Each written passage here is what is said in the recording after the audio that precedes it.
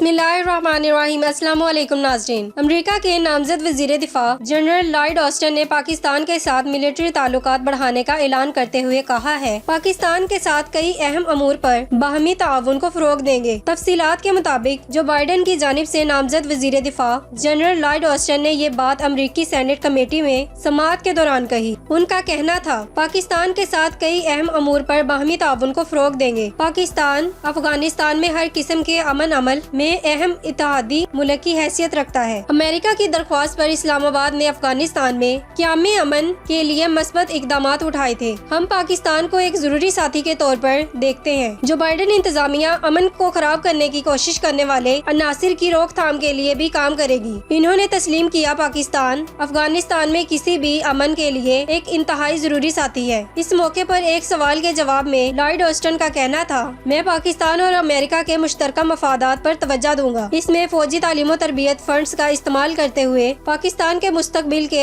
फौजी रहनुमाओं की तरबियत भी शामिल है। नाज़रीन, अपनी कीमती राय का इज़हार कमेंट सेक्शन में करें, इस वीडियो को लाइक और शेयर करें और इस चैनल को सब्सक्राइब करें।